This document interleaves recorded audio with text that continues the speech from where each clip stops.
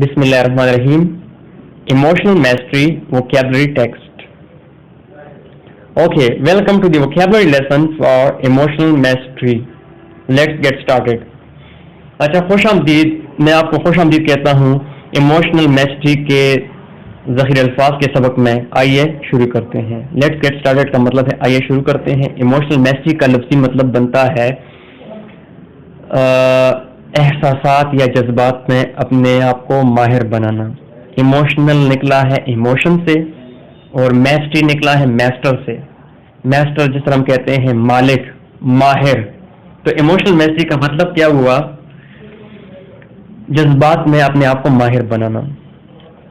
A few of the words, चंद एक अल्फाज I used, मैंने इस्तेमाल किए in the main speech, man बयान के अंदर, the main article, मैन मौजू के अंदर. फर्स्ट, सबसे पहले let's talk, आइए बात करते हैं about posture, posture से मुतलिक. posture, so posture means, बस posture का मतलब है the position of your body, आपके जिस्म की हालत. It's how you stand or sit, कि किस तरह आप खड़े हैं या बैठे हुए हैं. So we talk about good posture, बस हम अच्छे posture की बात करते हैं. फॉर एग्जाम्पल, मिसाल के तौर पर good posture means, good posture का मतलब है योर शोल्डर्स आर बैक, आपके जो कंधे हैं वो पीछे जानिब हैं.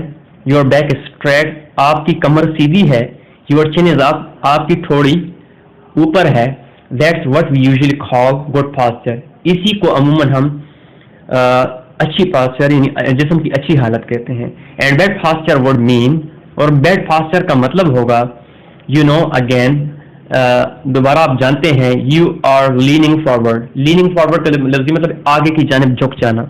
आप आगे की जानिब झुकते हैं, झुक जाते हैं. योर शोल्डर्स आर फॉरवर्ड, आपके जो कंधे हैं ये आगे की जानिब हैं. Your back is not straight, आपकी कमर सीधी नहीं है. सो अगेन बस एक दफा फिर posture जस्ट मीन्स, posture का सिर्फ मतलब है the position of your body, आपके जिस्म की हालत. How you position your body, कि आप अपने जिस्म को किस हालत में रखते हैं. How you hold your body, आप किस तरह अपने बॉडी को, अपने जिस्म को पकड़े हुए हैं. दैट्स posture, ये posture है. Another word I used was grain. दूसरा लफ्ज जो मैंने इस्तेमाल किया वो था grain. A grain can be a noun. Grammar की इस्तिलाह में ग्रेन जो है ये एक इसम है, एक नाम है. इट्स अ थिंग, ये एक चीज है. और it can be a verb, या ये कोई फेल भी हो सकता है ग्रामर की इस्तिलाह में. काम भी हो सकता है. इट्स समथिंग यू डू, ये कुछ ऐसी चीज है जो आप करते हैं.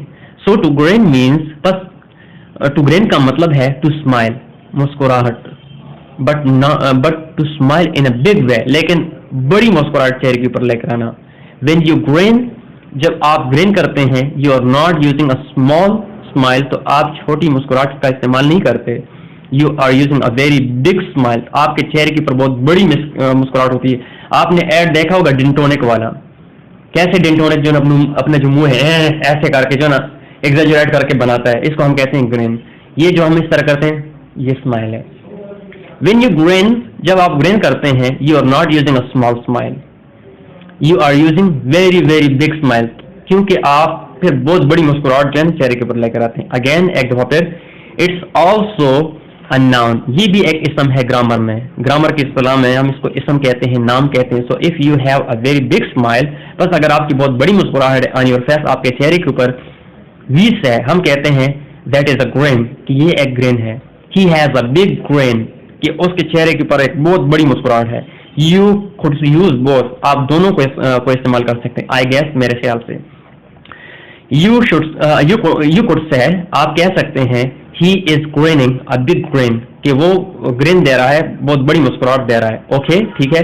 सो ग्रेन अगेन, बस ग्रेन एक दफा फिर, इज अ लार्ज स्माइल, एक बड़ी मुस्कुराहट है. और the act of doing a large smile, या किसी बड़ी मुस्कुराहट का अंदाज देना, यानी स्टाइल देना. Another phrase, दूसरा जुमला I used, मैंने इस्तेमाल किया, was tends to be, वो था tends to be. He tends to be an angry person, कि वो tends to be angry person होता है. इसका मतलब क्या बनता है? Tends to be means tends to be का मतलब है यूजुअली इज, अमूमन, अक्सर। So he usually is an angry person, बस वो अमूमन एक गुस्से वाला आदमी है। He tends to be an angry person, वो अमूमन गुस्सा करने वाला आदमी है। सो इट्स समथिंग, बस ये कुछ ऐसी बात होती है दैट यूजुअली हैपन्स, जो अमूमन होती है, अक्सर होती है। यूजुअली इज ट्रू, यूजुअली इसका मतलब सही होगा। मोस्टली इज ट्रू, ज्यादातर सही। बट नॉट ऑलवेज, हमेशा नहीं, कभी कभी, गाहे बगाहे जिसको हम कहते हैं। नॉट ऑलवेज, हमेशा के लिए नहीं। सो आई कुड से, बस मैं कह सकता हूँ टुमोवे टेंड्स टू बी हैप्पी, कि टुमोवे अक्सर खुश रहती है, कभी कभार खुश रहती है, या अमूमन खुश रहती है। अब टुमोवे का ये नाम ले रहा है, टुमोवे असल में एजहो की बीवी का नाम है, और वो उसका ताल्लुक जापान से है। अक्सर स्टोरी में एजहो ने टुमोवे का नाम ज्यादा यूज किया है, पसंद से शादी की है इसलिए। इट मीन्स, इसका मतलब है शी यूजुअली इज हैप्पी, कि वो अमूमन खुश रहती है। इट्स हर नॉर्मल थिंग, ये उसकी आम सी बात है, टू डू, करना। और नॉर्मल थिंग टू फील, या एक आम सी बात है महसूस करना, फील करना। बट नॉट ऑलवेज, हमेशा नहीं, समटाइम्स, कभी कभार। शी इज नॉट हैप्पी, वो खुश नहीं है। सो टेंड्स टू बी, बस tends to be, usually is, और ऑफन इज, और मोस्टली इज, ज्यादातर, कभी कभार, गाहे बगाहे हम जिसका कहते हैं। ओके, अनदर वर्ड, अच्छा दूसरा लफ्ज आई यूज जो मैंने इस्तेमाल किया वाज शिफ्टिंग। शिफ्टिंग, मुंतकिल करना। शिफ्टिंग योर बॉडी, अपने जिस्म को मुंतकिल करना। And the verb is to shift, और इसका जो ग्रामर के इस्तिलाह में जो वर्ब, जो फेल बनेगा वो है to shift. To shift your body means, to shift your body का मतलब है टू मूव इट, कि इसको हरकत देना। इट रियली मीन्स, इसका वाकई यही मतलब है, kind of to change its position, कि एक किस्म की इसकी पोजीशन को तब्दील कर देना, मुंतकिल कर देना। अ shift is a change of position, shift का मतलब है एक पोजीशन को दूसरी पोजीशन में लेकर जाना। So if I have my head down, अगर मेरा सर नीचे है, एंड देन, और फिर आई शिफ्ट इट, मैं इसको मुंतकिल कर दूं, देन मैं भी, फिर हो सकता है I move it to a different position, कि मैं इसको एक मुख्तलिफ पोजीशन में लेकर आऊं। नाउ इट्स अप, अब ये ऊपर है। I shift from down to up, मैं अपने सर को नीचे से ऊपर लेकर जाता हूँ। We use this in other areas, हम इसको मुख्तलिफ एरियाज में इस्तेमाल करते हैं, नॉट जस्ट बॉडी, सिर्फ जिस्म के लिए नहीं। You can use it for driving, आप इसको ड्राइविंग करने के लिए भी इस्तेमाल कर सकते हैं। फॉर एग्जाम्पल, मिसाल के तौर पर, वेन यू आर ड्राइविंग, जब कभी आप ड्राइविंग कर रहे हो, you can shift from first gear to second gear, आप पहले गियर को दूसरे गियर में चेंज कर देते हैं, यानी गियर चेंज कर लेते हैं गाड़ी चलाते हुए। और reverse, you are going backward, या आप इसको उल्टा भी इस्तेमाल कर सकते हैं, रिवर्स भी इस्तेमाल कर सकते हैं, ठीक है, पहले से दूसरे गियर से पहले गियर में लेकर जाना। देन यू स्टॉप, फिर आप रुक जाते हैं। यू शिफ्ट द कार, आप गाड़ी को शिफ्ट कर देते हैं, मुंतकिल कर देते हैं। एंड यू चेंज, और आप तब्दील कर देते हैं। एंड यू गो फॉरवर्ड, आप आगे जाते हैं। सो अगेन, फर्स्ट एक दफा फिर, you are changing the gears position, आप गियर की पोजीशन को चेंज करते हैं। ओके, ठीक है। So shift is a change in position, shift जो है वो चेंज लाना होता है, तब्दीली लानी होती है किसी भी पोजीशन में। I use the word shallow, फिर मैंने एक लफ्ज इस्तेमाल किया shallow. Shallow breath, shallow breath, और शैलो ब्रीदिंग, या shallow breathing. And I also used, और मैंने ये भी इस्तेमाल किया, द वर्ड डीप, लफ्ज डीप, डीप ब्रीदिंग और डीप ब्रीथ। इन सब का मतलब मैं समझाऊंगा आपको। सो दे आर ऑपोजिट्स, ये दोनों एक दूसरे के ऑपोजिट हैं, मुतजाद हैं, एक दूसरे के उलट हैं। ऑफ कोर्स, दर हकीकत deep we also use, deep हम इस्तेमाल करते हैं दिस विद वाटर, पानी के साथ। फॉर एग्जाम्पल, मिसाल के तौर पर, deep water means water that goes down very far, कि बहुत गहरा पानी जो बहुत नीचे तक जाता है। शैलो वाटर मीन्स, और शैलो वाटर का मतलब है दैट्स नॉट वेरी डीप, जो कि बहुत ज्यादा गहरा ना हो। राइट, ठीक है। It's the opposite water, it's the opposite, ही मुतजाद है, उलट है। Water that does not go down far, ऐसा पानी जो बहुत नीचे तक ना जाता हो। So shallow breathing is the same idea, बस शैलो ब्रीदिंग भी एक ही जैसा नजरिया है, एक जैसा ख्याल है, एक जैसा आइडिया है। इट मीन्स, इसका मतलब breathing that is very small, कि ऐसी सांस जो बहुत मुख्तसर हो, बहुत छोटी सांस हो। That doesn't go down into your body very much, जो आपके जिस्म के अंदर गहराई तक नहीं जाती, दैट शैलो, इसको हम क्या कहते हैं, शैलो कहते हैं। अब अगर मैं इसको मजीद सिंपल वर्ड में बयान करूं तो शैलो का लफ्ज़ी मतलब है कम गहरा और डीप का मतलब है ज्यादा गहरा। शैलो जिस तरह हम इसको कंस्ट्रक्शन में इस्तेमाल करते हैं हम कहते हैं शैलो फाउंडेशन, कम गहरी बुनियादें, डीप फाउंडेशन ज्यादा गहरी बुनियादें, या हम कहते हैं शैलो ब्रीदिंग, जिस तरह खरगोश सांस लेता है, रैबिट जिस तरह ब्रीदिंग करता है, और जिस तरह हम कहते हैं ना डीप ब्रीदिंग, जिस तरह योगा में या जब एक्सरसाइज करते हैं लोग लंबी सांस से लेते हैं, जैसे ये मैंने लंबी सांस ली, इसको मैं क्या कहूँगा, डीप ब्रीदिंग बोलूंगा, राइट, ठीक है। इट्स स्मॉल लिटिल ब्रीथ, ये एक किस्म की छोटी सी सांस होती है। The air does not go down deep into your body, सांस ज्यादा गहराई में आपके जिस्म के अंदर नहीं जाती, दैट इज शैलो ब्रीथ, इसको हम क्या कहते हैं, शैलो ब्रीथ कहते हैं, और शैलो ब्रीदिंग ये शैलो ब्रीदिंग भी कहते हैं। अब मैं चूंकि ये लेसन इंटरनेशनल सतह पे भी इस्तेमाल कर रहा हूँ, हिंदुस्तान से भी मेरे स्टूडेंट हैं, बांग्लादेश से भी हैं, तो चूंकि ये रिकॉर्डिंग मैं उनको भी दूंगा, तो जिस्म को हम क्या कहते हैं, अपनी उर्दू में जिस्म को कहते हैं बॉडी को, हिंदी में क्या कहते हैं, शरीर कहते हैं, शरीर, ठीक है। And the opposite is deep, opposite क्या है, deep, deep breathing is right, the air goes down into my body very far, कि जो सांस जो है या जो हवा है मेरे जिस्म के अंदर ज्यादा गहराई तक, ज्यादा डीप तक, ज्यादा डेप्थ तक जाती है, वेरी डीपली, बहुत ज्यादा गहराई के साथ, but shallow does not go deeply, लेकिन शैलो जो है वो ज्यादा डीपली नहीं होता। Okay, so we use this, अच्छा तो हम ये इस्तेमाल करते हैं अलॉट विद ब्रीदिंग, ज्यादातर सांस लेने के साथ, shallow breathing and deep breathing, हल्की सांस लेना या गहराई के साथ सांस लेना, दे आर ऑपोजिट, ये दोनों एक दूसरे के ऑपोजिट है। Another word I used is force, दूसरा लफ्ज मैंने इस्तेमाल किया फोर्स, टू फोर्स, जोर लगाना, कुव्वत लगाना, प्रेशर डालना, using it as a verb and action, यानी अगर ग्रामर में इसको हम एज अ वर्ब इस्तेमाल करें, एज अ फेल इस्तेमाल करें, टू फोर्स समथिंग, किसी चीज को फोर्स करना, किसी चीज के ऊपर कुव्वत लगाना, किसी चीज के ऊपर ताकत लगाना, और टू फोर्स योर सेल्फ, या अपने आप के ऊपर जबरदस्ती जबर करना, टू डू समथिंग, किसी काम को करने के लिए। इट्स वेरी कॉमन फ्रेज, ये बहुत आम फ्रेज है। द होल थिंग, अगेन सारी बात या सारी चीज जो मैं यहाँ पे एक दफा फिर आपको बताऊंगा, to force yourself to do something, अपने आप को किसी काम के लिए मजबूर करना, जोर लगाना अपने आप को। फॉर एग्जाम्पल, मिसाल के तौर पर force yourself to smile, अपने आप के ऊपर आप जबरदस्ती करते हैं कि आप स्माइल दें। सो फोर्स मीन्स, बस फोर्स का मतलब है टू ट्राई हार्ड, कि सख्त मेहनत करना।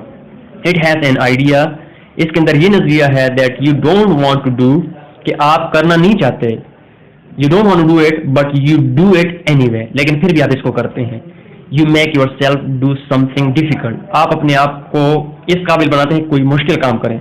You make yourself to do something maybe you don't want to do, कि आप कोई ऐसे काम करने के लिए अपने आप को आमादा करते हैं, तैयार करते हैं जो आप नहीं करना चाहते। सो यू यूज एफर्ट, फिर आप क्या करते हैं, एफर्ट का इस्तेमाल करते हैं, जबरदस्ती का इस्तेमाल करते हैं, कोशिश का इस्तेमाल करते हैं, मेहनत का इस्तेमाल करते हैं। यू यूज योर एनर्जी, आप अपनी तवानाई का इस्तेमाल करते हैं, यानी अपनी एनर्जी का इस्तेमाल करते हैं। यू यूज योर पावर, आप अपने पावर का इस्तेमाल करें, ताकत का इस्तेमाल करते हैं, टू डू समथिंग, कि कुछ करें। So when you force something, बस जब आप किसी चीज को फोर्स करते हैं, it's the opposite of really relax, ये रिलैक्स का ऑपोजिट है, पुरसकून का मुतजाद है ये।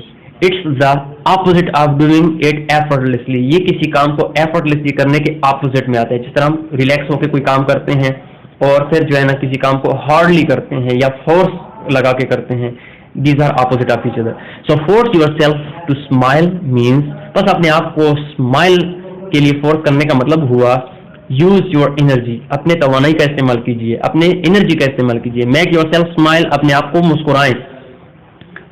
Even if you don't want to, अगरचे आप नहीं चाहते मुस्कुराना, लेकिन फिर भी आप मुस्कुराने की जो है झूठ मूठ से या अपने आप को फोर्स करते हैं कि मुस्कुराएं। यूज एनर्जी, अपने एनर्जी का यूज करके, फोर्स इट, फोर्स लगा के। ट्राई हार्ड टू स्माइल, अपने आप को ट्राई करते हैं हार्डली कि आप स्माइल करें। So that's to force yourself to do something, ये इसको हम कहते हैं अपने आप को फोर्स करना किसी काम के लिए। Another word I use is depressed और डिप्रेशन। दूसरा लफ्ज मैंने इस्तेमाल किया डिप्रेस्ड या depression. So depression is the noun. अब अगर मैं डिप्रेशन का नाम लूँ तो ये एक इसम है। ग्रामर की इस्तिलाह में, ग्रामेटिकल टर्म में हम इसको क्या कहते हैं? नाउन कहते हैं, किसी चीज का नाम। डिप्रेस इज द फीलिंग, और डिप्रेस जो है वो फीलिंग्स होती हैं, जज्बात होते हैं। It's an adjective. ग्रामर की इस्तिलाह में हम इसको क्या कहेंगे? इसमें सिफत कहेंगे या एडजेक्टिव कहेंगे।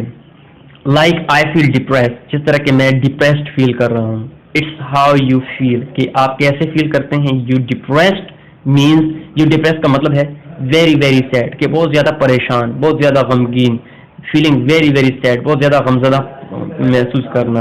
And bad without your self, about your self, और अपने बारे में बुरा महसूस करना। अबाउट योर लाइफ, अपनी जिंदगी के बारे में। अबाउट एवरीथिंग, हर चीज के बारे में। सो इफ यू से, बस अगर आप कहते हैं आई एम सैड, कि मैं गमगीन हूँ, मैं परेशान हूँ, I usually that's more specific, तो ये बात जो है बहुत आम है। यू हैव अ रीजन, कोई ना कोई वजह होती है।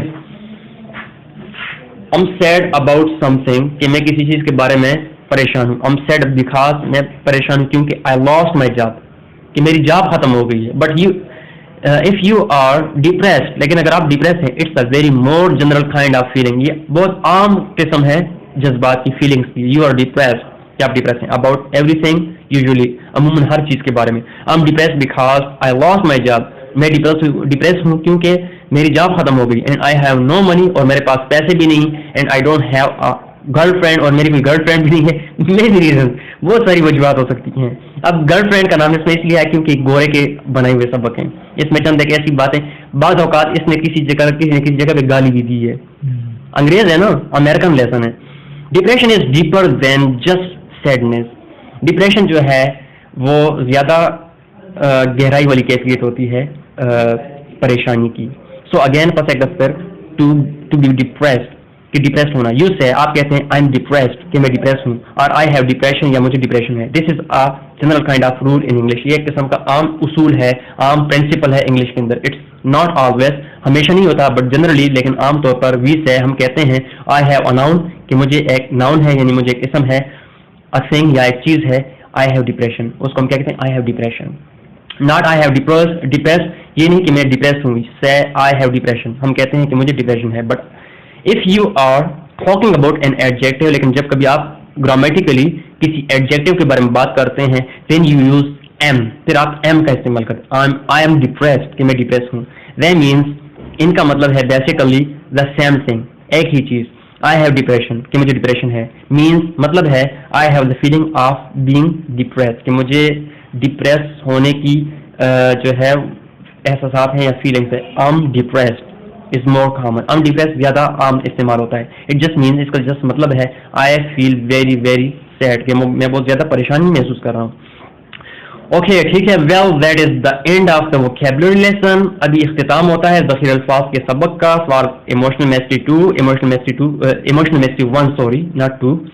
लिसन टू इट, इसको सुने अ कपल ऑफ टाइम्स, 2 दफा। In general the vocabulary lesson are least important lesson. आमतौर पर जो हमारे सबक में जो वोकैबुलरी का सबक है, ये ज्यादा अहम नहीं होता। So if you listen to them, अगर आप इनको सुनते हैं अ फ्यू टाइम्स, चंद एक बार। इफ दे आर बोरिंग, अगर ये आपको बोर करती हैं। If you understand them all, अगर आप इन सबको समझते हैं, इट्स फाइन, कोई बात नहीं। You can skip the vocabulary, आप अगर इसको ना भी सुने तो कोई बात नहीं है, लेकिन इसको कम से कम 3, 4 या 2 दफा लाजमी सुनने के आपको समझ आ जाए। I want you to focus mostly on the main article. मैं चाहता हूँ कि आप ज्यादातर मैन आर्टिकल के ऊपर फोकस करें। द मैन स्पीच, जो मैन बयान है, and on the mini story, और दूसरी मिनी स्टोरी के ऊपर फोकस करें। ये दोनों जो लेसन है आपके पास, मैन आर्टिकल और मिनी स्टोरी, इनके ऊपर ज्यादा आपने फोकस करना है। Those are the 2 most important lesson. ये आपके 2 ज्यादा बहुत अहम असबाक हैं। The vocabulary gives you a quick little lesson about some of the words and phrases. Vocabulary का मतलब ये होता है कि आपको एक क्विकली रिव्यू दे दे सबक के बारे में। रिव्यू मतलब एक थोड़ा सा आइडिया दे दे। Listen to it a few times, चंद एक दफे इसको सुन लें। Until you know these words, यहाँ तक कि आप इन डिफिकल्ट वर्ड से वाकिफ हो जाएं। बट वंस, लेकिन एक दफा फिर, यू नो द वर्ड्स, अगर आप अल्फाज जानते हैं। Focus on the man story, man बयान के ऊपर फोकस करें। द मैन आर्टिकल के ऊपर, and on the mini story और मिनी स्टोरी के ऊपर। ओके, ठीक है। I will see you in the next lesson. मैं आपको फिर आपसे मुलाकात होगी अगले सबक में। खुदा हाफिज़।